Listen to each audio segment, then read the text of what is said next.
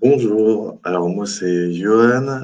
Pour faire un petit brief sur qui je suis, j'ai intégré Extir en novembre 2023 et je suis prestataire chez France Travail en développement Python et Vue.js, même si ce sera plus du C Sharp.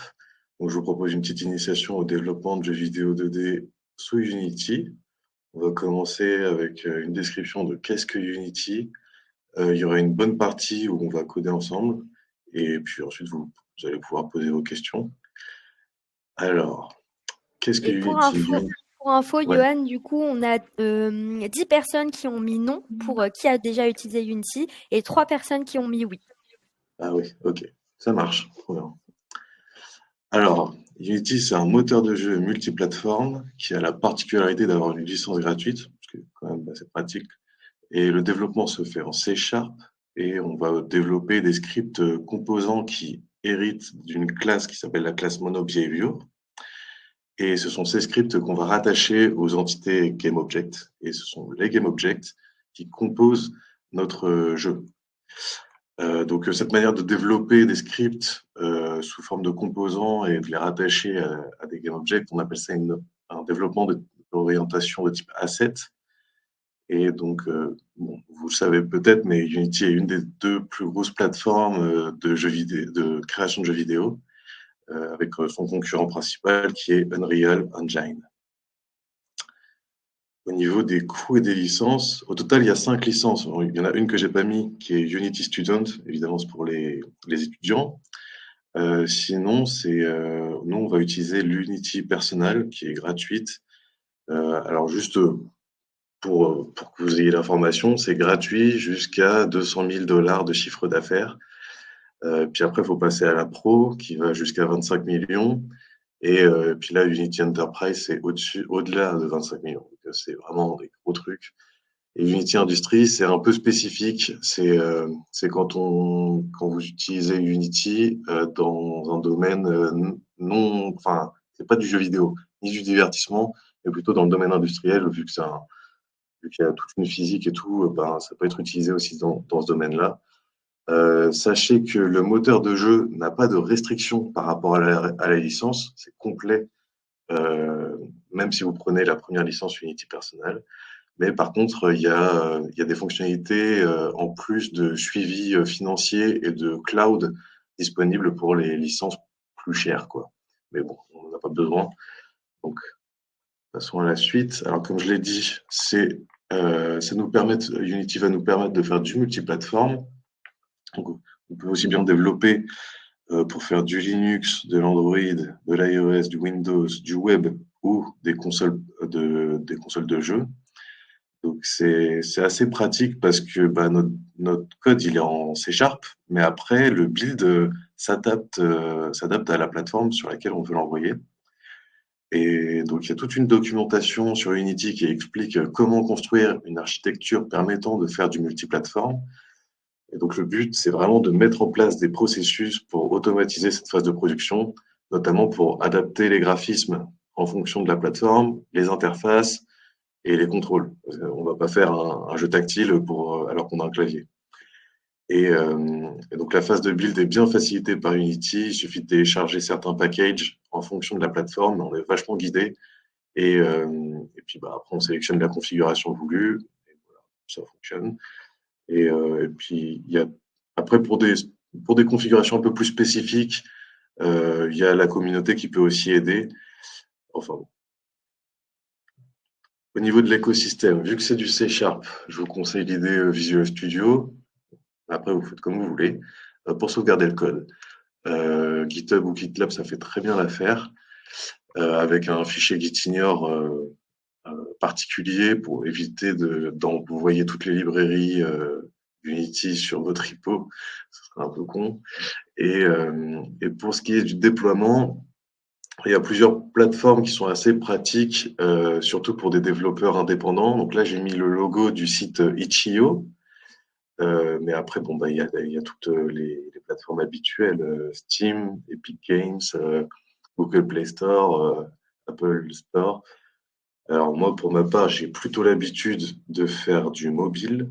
Donc, j'ai plutôt publié sur le Google Play Store et bah, sachez-le, si vous n'avez pas de compte développeur, ça coûte que 25 $ et après, ouais, tu peux publier tout ce que tu veux. C'est pas 25 $ à l'année, hein, c'est 25 $ tout court.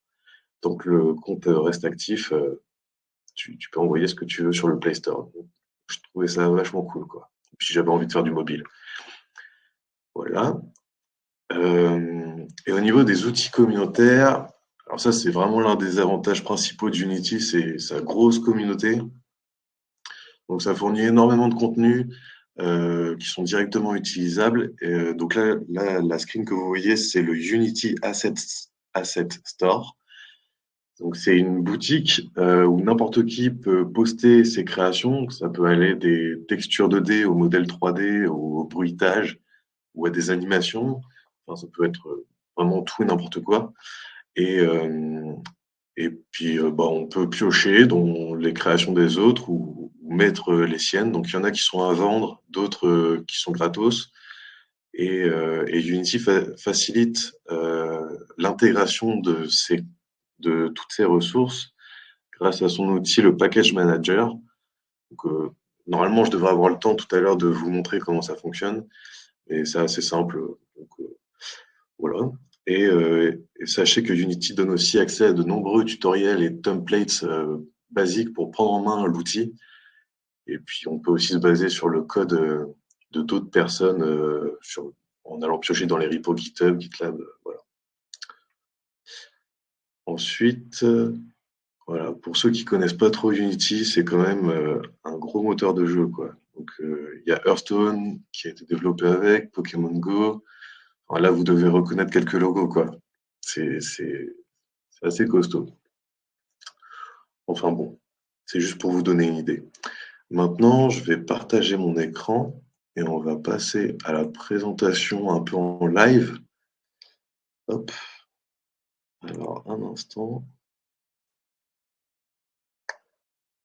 Donc pour ceux qui nous ont rejoints, comme je le disais, n'hésitez pas à poser vos questions dans l'onglet questions ou dans l'onglet chat directement et on va les prendre soit maintenant, soit juste après la démo que va faire Yoann. Ouais. Il y a déjà des questions ou pas? Pour Non, j'ai pas fait l'instant, oui, gaffe. il y a une question de Vivien, des banques d'assets libres de droit. Est-ce qu'il y en a? Oui, oui, bah, le Unity Asset Store, c'est libre. Alors, il précise, mais normalement, il y en a beaucoup où c'est assez libre de droit. Et il n'y a pas besoin de rémunérer la personne ou quoi, ni même de la mentionner, même si c'est toujours apprécié. Euh, Après, moi, j'avais d'autres sites, mais alors là, malheureusement, je sais plus où elles sont. Mais ouais, faut aller piocher, quoi. Alors, ah, c'est bon, le partage s'est mis. Ok. Euh, donc là, c'est bon, vous voyez le Unity Hub. Ouais, c'est bon, on voit bien ton écran. N'hésitez Ok. pas dans le chat si jamais vous voyez mal, n'hésitez pas à nous dire au cas où. Donc ça, c'est la première page sur laquelle vous tombez quand vous ouvrez Unity. C'est la page où vous allez pouvoir configurer votre compte, notamment pour changer de licence, créer un projet ou changer de version. Voilà, par exemple, tac. Si je veux, je peux revenir sur une ancienne version de Unity.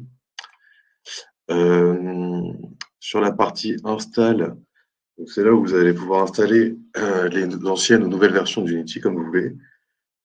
Et vous voyez que là, par exemple, il y a Android, WebGL, Windows.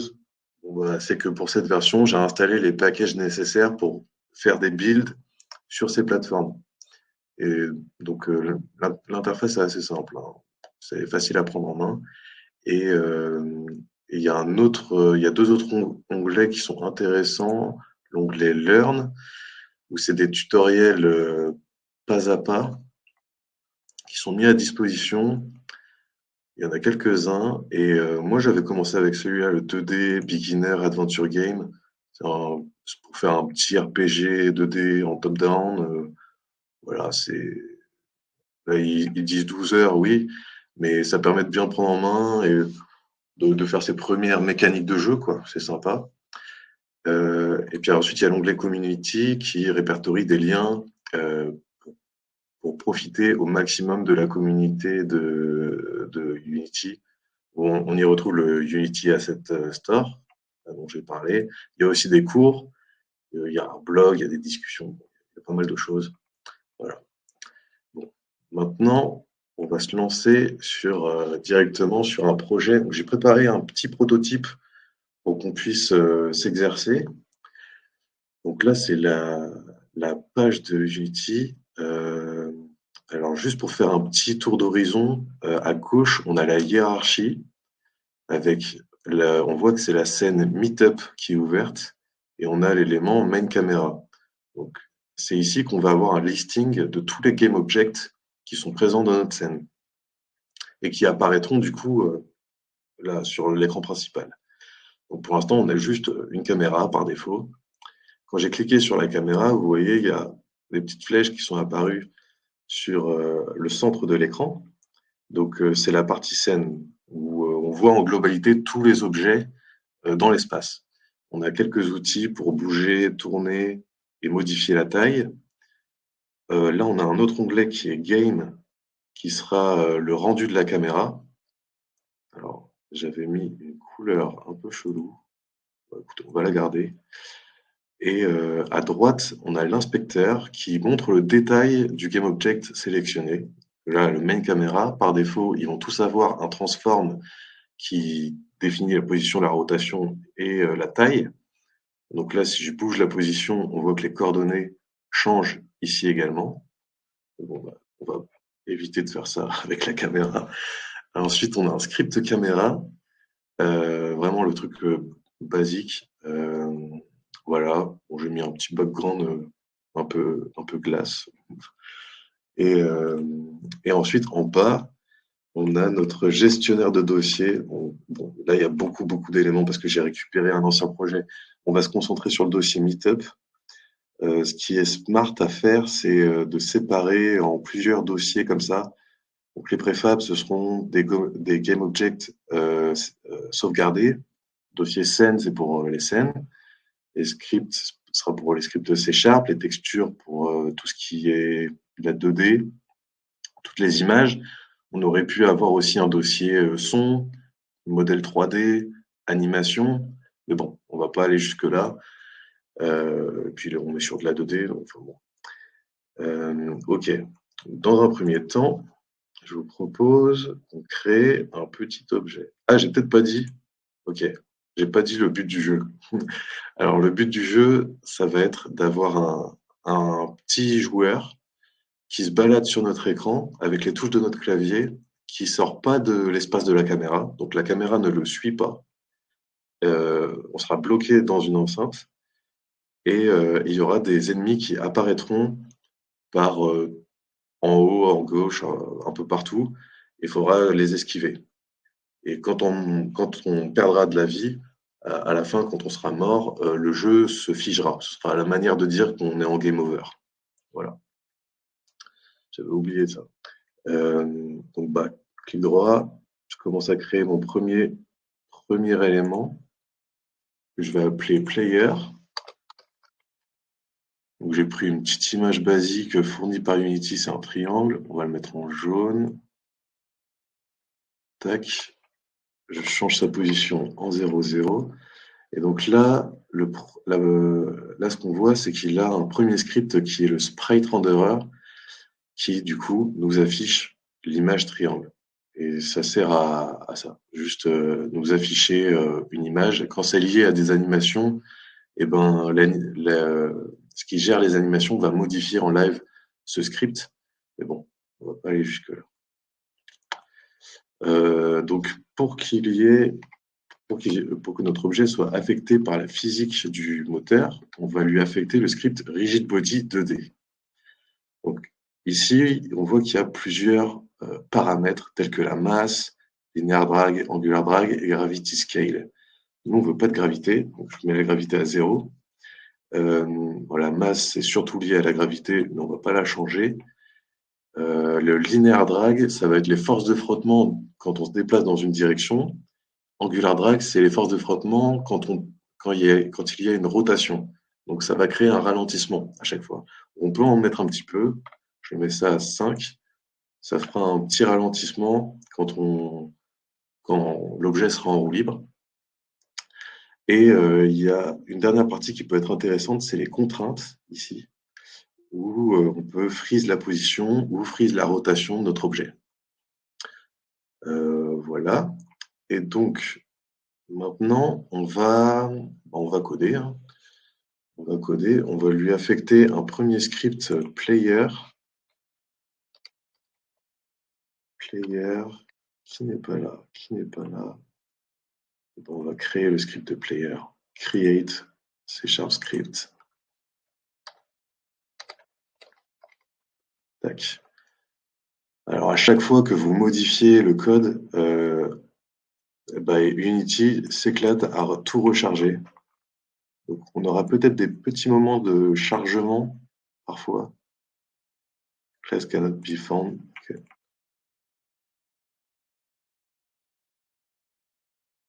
Tac, tac, tac. Player, il est là. On va commencer à coder. Donc ça, c'est le script par défaut où on voit qu'on a notre classe player qui hérite de la classe monoBehavior et on a deux fonctions directement qui sont des fonctions cycliques. Donc le start se déclenche quand le GameObject est instancié et le update, c'est à chaque frame. C'est en continu, quoi. On va pas avoir besoin du start, parce que là, on veut qu'il bouge par rapport à notre clavier. Donc, il nous faut d'abord le rigid body. Donc, tac. Il nous faut le rigid body. On va aussi définir une speed. Il faut savoir que tous les attributs que vous mettez en public seront ensuite accessibles sur l'éditeur afin de pouvoir affecter des valeurs. Donc, là, ce qu'on veut, c'est modifier, c'est déplacer notre élément. Donc, on va modifier la vélocité, qui est un attribut de rigid body. Tac. Et on voit, vélocité, c'est un vecteur 2. Et donc, là, il propose vecteur 3, 0. Il va faire un pourquoi pas. Et donc, nous, on va avoir un vecteur 2 qui sera résulte égal à 2,00. Tac. Et on va appliquer résulte à la vélocité. Résulte, on va le normalized. Normalized, ça veut dire qu'on le met à une force de 1. Parce que si on a un déplacement, pour qu'on ait l'impression qu'il y ait la même vitesse, peu importe qu'on aille à gauche, en haut ou en diagonale. Alors que normalement, en diagonale, le x et le y sera 1. Du coup, la force du vecteur est normalement plus forte. Donc c'est intéressant de le normaliser pour ne pas avoir cette impression d'accélération si on part en diagonale. Et ensuite, on multiplie par le speed. Donc maintenant, il faut qu'on affecte des valeurs à notre vecteur. On va définir deux petites variables, float x égale 0 et float y égale 0. Et donc ces variables doivent changer en fonction de si on a cliqué, on a appuyé sur une touche ou pas. Keycode.leftArrow. Tac. OK, donc si on a cliqué sur la touche gauche, eh ben, on va décrémenter le X. Voilà. Et il nous faut aussi un booléen. On va mettre un booléen pour vérifier si l'utilisateur a touché le clavier ou non. Parce que sinon, la vélocité sera reset tout le temps. Donc il faut que la vélocité ne change que sous l'effet de l'utilisateur. Donc, je vais créer un booléen touchKey, je mets à false, et touchKey à true parce qu'on a cliqué. Et donc, petite condition, on ne modifie la vélocité que si touchKey est true. Tac.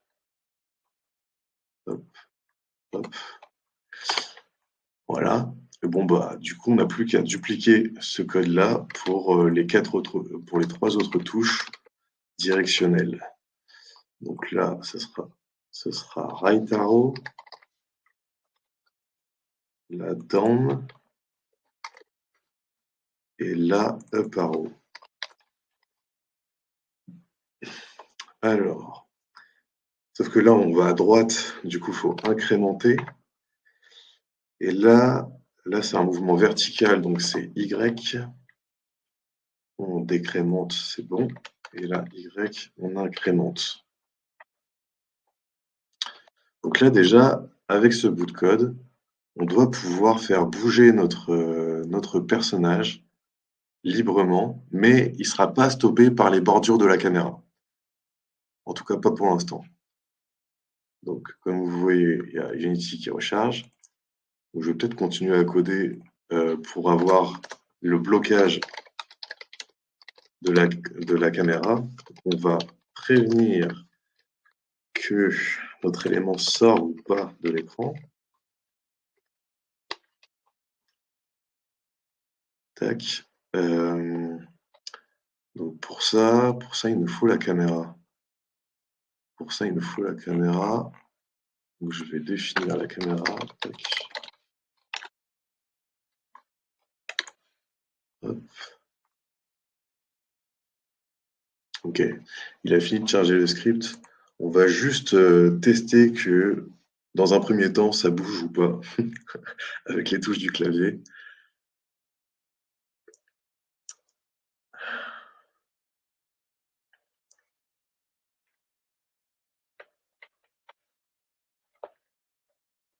Ah, évidemment, j'ai pas affecté le script player, donc ça va pas fonctionner.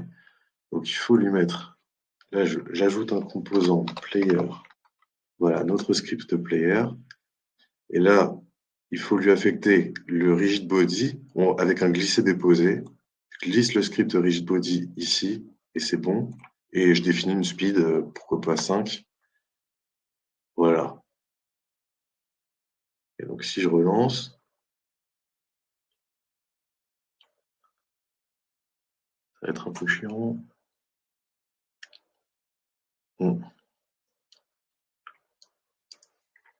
Hop.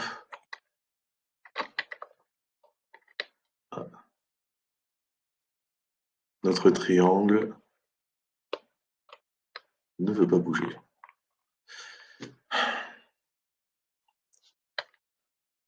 Eh ben alors, bah navré, ça doit être le stress. C'est toujours les aléas du direct. Ah oui, c'est pour ça. Ok, excusez-moi. Je n'avais pas renseigné les valeurs sur le vecteur.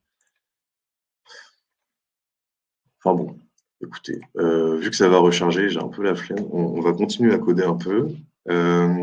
Alors là, il nous faut la position sur la caméra de notre objet. Parce que là, on a les coordonnées dans le monde virtuel, mais là, on ne veut pas qu'il sorte de la caméra. Du coup, il faut transposer la position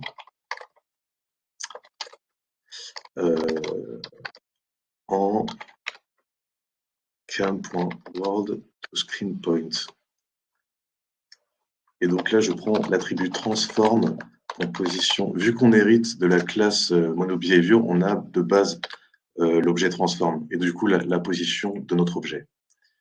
Mais du coup, cette position, ce vecteur, c'est la position un peu du pixel, quoi, sur notre écran, et non pas la position virtuelle. Et donc là, il suffit de faire des conditions pour vérifier si la position x inférieure à 0 et du coup, s'il y a un déplacement vers la gauche, point x inférieur à 0, tac. S'il y a un déplacement vers la gauche ou vers la droite, alors tac.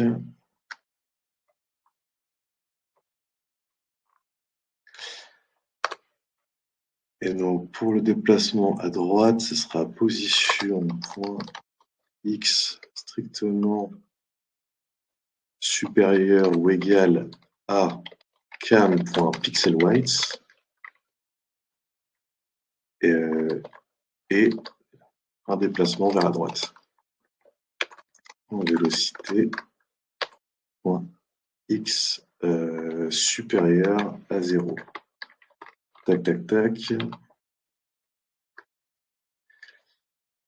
Et donc, si on rentre dans cette condition, ça veut dire qu'on est soit à gauche, soit à droite et qu'on a un déplacement à gauche ou à droite alors qu'on ne veut pas qu'il sorte de la caméra. Et du coup, on peut redéfinir la vélocité par un nouveau vecteur qui annule le mouvement horizontal. Donc le X, je le set à 0 et je définis, je reprends la valeur Y. Elle, je la garde. Et du coup, on fait pareil pour les mouvements verticaux en changeant les X par des Y. Tac, tac, tac. Et en changeant le pixel weight par pixel height. Ouais.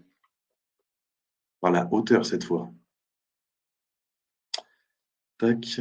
Et donc cette fois, c'est pas le mouvement horizontal qu'on annule. On va le garder.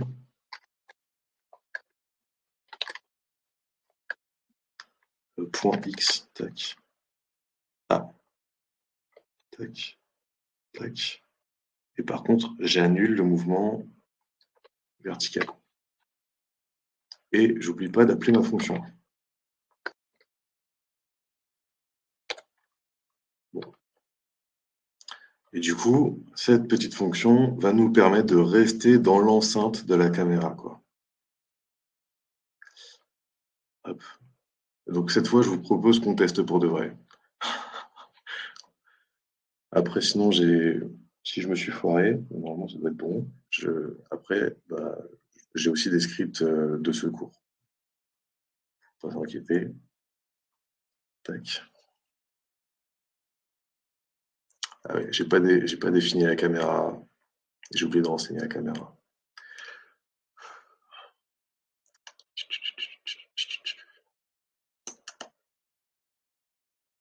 Hop.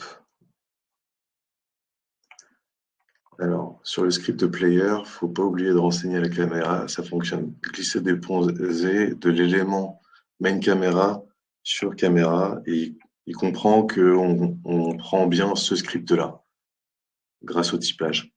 Voilà.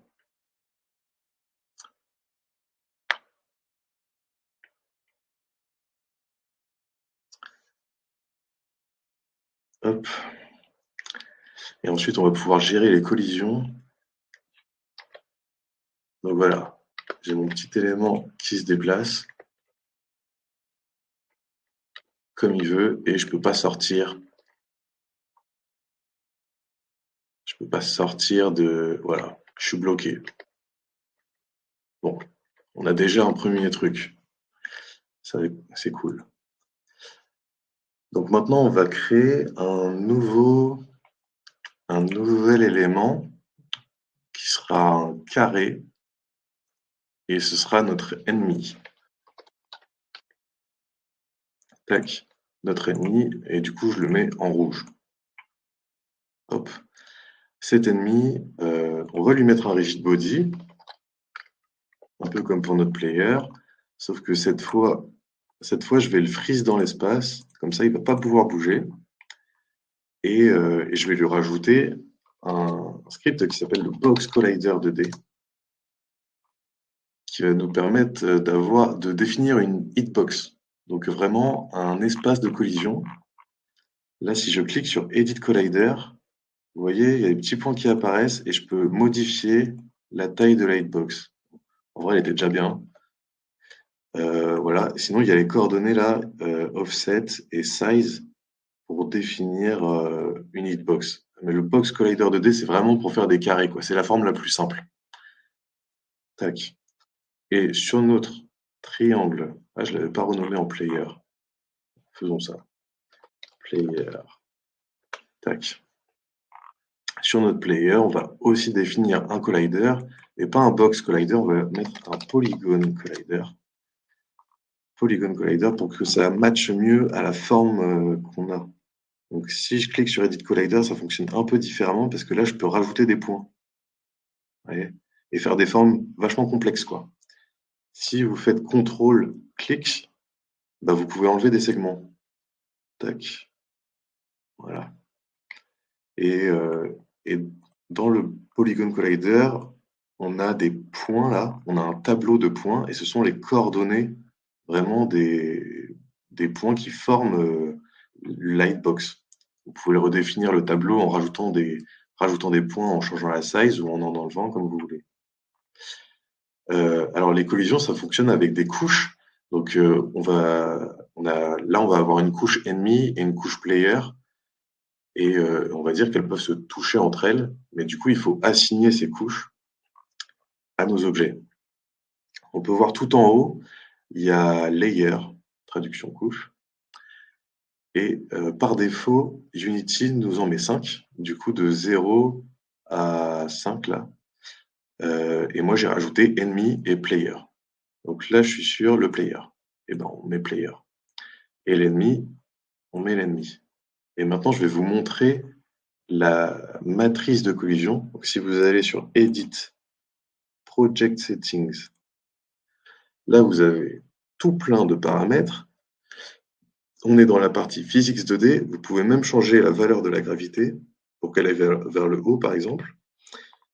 Enfin bon, on va pas s'attarder là-dessus.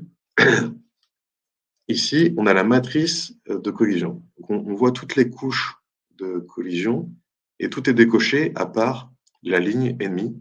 Et si on regarde la colonne, c'est la colonne player et la colonne ennemi. Donc, les ennemis vont se toucher entre eux, les ennemis vont toucher les players, mais les players ne vont pas se toucher entre eux. Bon, après, de toute façon, il n'y a qu'un seul player.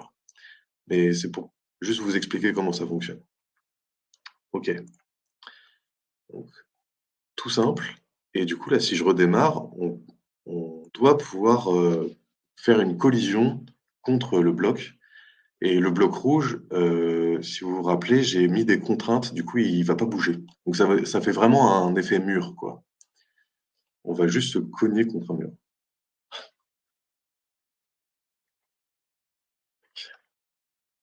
Tac, voilà. N'empêche que ça, ce sera très utile quand on va vouloir, vu que ça va être notre ennemi, maintenant on veut un script pour gérer la vie. Alors je ne vais pas le coder, je vais directement l'affecter et on va juste lire le code. Je vais faire un petit script de PV.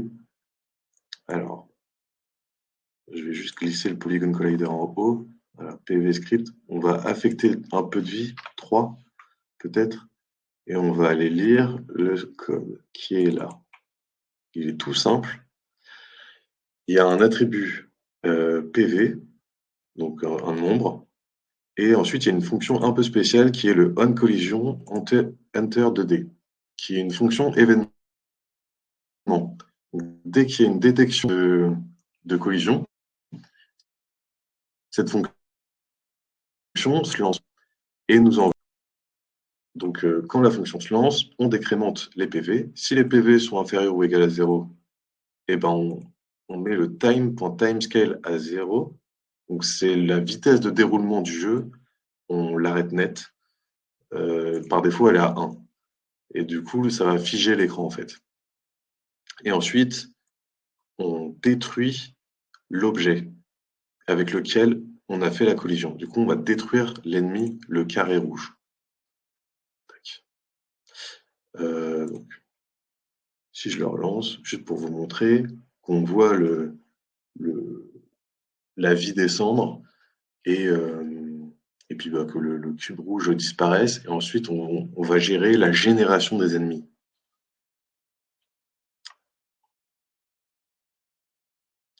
Tac. Donc là, dans Player, on a le PV, on avait mis 3.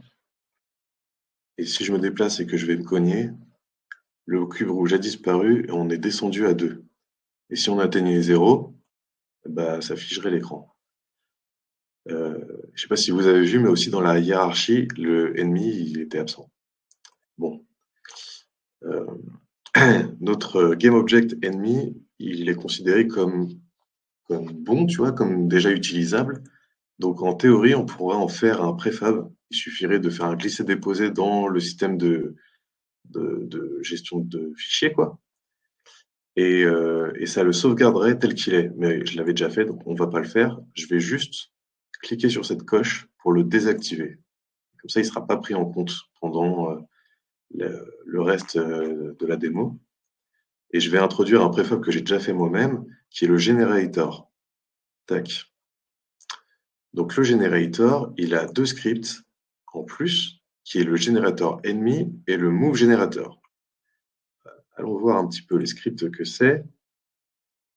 Move generator, c'est assez simple. Le but, c'est que cet objet, il tourne autour de la caméra, mais en dehors, qu'on ne le voit pas. Et du coup, qu'il ait ce mouvement de rotation. Comme ça, quand générera un ennemi, eh ben, ce sera là ou là ou là. Ça crée vraiment un effet aléatoire. Le fait que le générateur se déplace. Et donc là, je fais juste un calcul de cos et de sin pour définir un effet de rotation. Et au lieu de le définir avec le rigid body, je définis directement la position de l'élément. Donc ça fera juste un rond. Voilà. Bon, il est tout simple ce script. Et là, le générateur ennemi, on va voir des petites notions intéressantes. Alors déjà, on voit il y a le GameObject ennemi, donc ça va être ce qu'on va instancier en live, et le GameObject target, qui sera du coup le player, vers lequel on va diriger les ennemis. On va avoir une speed, c'est pour la vitesse des ennemis, et un timer, ça va être le temps d'intervalle entre deux générations. Donc, dans la fonction start, on démarre ce qu'on appelle une coroutine, ce qui est une fonction asynchrone. On démarre la fonction generate. Comme vous pouvez le voir, c'est une fonction qui tourne en boucle. Il y a un while true. Mais le fait que ce soit asynchrone, ça nous permet d'utiliser cette ligne de code qui nous permet d'attendre un certain temps. Donc, ça fait une pause dans le code. Et si c'était pas asynchrone, ça planterait. Donc, ça marcherait pas. Donc c'est pour ça que j'ai fonctionné comme ça. Et donc, ça tourne en boucle. Et à chaque fois, ça fait une pause de 1 seconde. Et ensuite, ça redémarre. Et donc, qu'est-ce que ça fait? Ça, avec la fonction instantiate, on instancie l'ennemi à la position actuelle du générateur. Le quaternion, c'est juste une rotation par défaut, qui est là, du coup, qui est nulle. Et donc, on récupère l'instance qui a été créée. Sur cette instance, on récupère le script rigidbody 2D afin de pouvoir définir une vélocité. Donc, si le rigidbody n'est pas nul, on définit la vélocité comme la différence entre la position du player et la position du générateur. Comme sur le script de déplacement de notre player, on normalise et on applique la speed. Donc, si on voit ça en live, il ne faut pas que j'oublie d'assigner la target, qui est notre player. Tac. Et donc, là, en live, on va voir plein de carrés rouges qui vont apparaître. On va peut-être rester sur l'onglet scène, comme ça on va les voir apparaître en dehors de la caméra. Ce sera plus marrant. On aura vraiment un visuel du fonctionnement du jeu, quoi, de notre petit prototype. Tac, si je dézoome un coup, on voit que le générateur, il tourne et il y a des carrés rouges qui apparaissent. On peut les esquiver, quoi. Et là, ils se cognent entre eux. Et voilà. Et du coup, on va pouvoir tester le fait qu'il y ait 3 points de vie. Donc, prenons-nous un coup, 2 coups, 3 coups, et ça fiche le jeu. Tac. Et donc là, on a un petit prototype pour un petit jeu d'arcade, quoi. C'est déjà un peu fonctionnel. C'est sympa. On va essayer de rajouter dans le temps qui nous reste juste des graphismes. Comme ça, je vous montre aussi comment fonctionne le Unity Asset Store. Donc, tac. Donc là, je suis sur le Unity Asset Store. Moi, j'avais décidé de fonctionner avec des pingouins. Donc j'avais trouvé ce petit pingouin là, tout mignon. Et, euh, et on peut voir ici, il y a toute une description. Et dans le package content, on a la, les éléments qu'on récupère. Donc on a toutes les images et on a aussi des animations. Honnêtement, on va pas avoir le temps de gérer les animations. Mais enfin, moi, du coup, je l'ai déjà ajouté à mes assets, mais normalement, c'est écrit Add to Asset. Et là du coup, c'est Open in Unity et j'ai décidé aussi de prendre ces petits blocs de glace. Du coup, si je fais Open in Unity, ça va me rouvrir Unity et notamment le Package Manager, où là, on peut voir les éléments qu'on introduit et on va pouvoir les télécharger. Bon, j'ai déjà fait tout ça et j'ai stocké ici dans mon dossier texture les éléments que je voulais. Donc on va juste affecter à notre player l'image de pingouin. Alors si vous cliquez sur F, ça fait un zoom sur l'élément. Évidemment, je l'avais mis en jaune, on le remet en blanc. Et on voit que la hitbox, elle est complètement déformée. Ça ne correspond plus du tout. On va modifier ça rapidement. Voilà, à peu près. Et le generator, il gère des ennemis. Et du coup, sur l'ennemi, on veut ce bloc-là.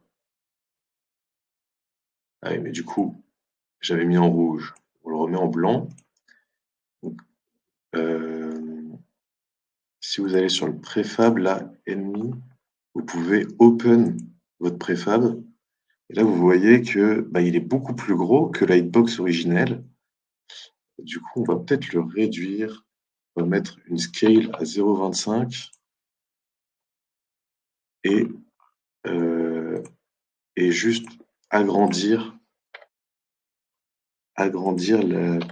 la hitbox pour que ça corresponde. Et là, on doit avoir des carrés de à peu près la même taille. Ouais, je pense qu'ils sont un peu plus petits. Du coup, voilà. Dernier essai. Dernier essai. Normalement, là, on a un petit effet graphique, quoi. Enfin, on a juste les éléments avec leur apparence comme on le voudrait. Mais il faudrait rajouter les animations et tout. Notre pingouin qui se déplace. Ouais, bah, du coup, il est figé. Mais bon, ça m'a permis quand même de vous montrer le Unity Asset Store. C'est cool. Et voilà, on a les petits blocs de glace sur la banquise. Bon, très bien. On va s'arrêter là pour le code.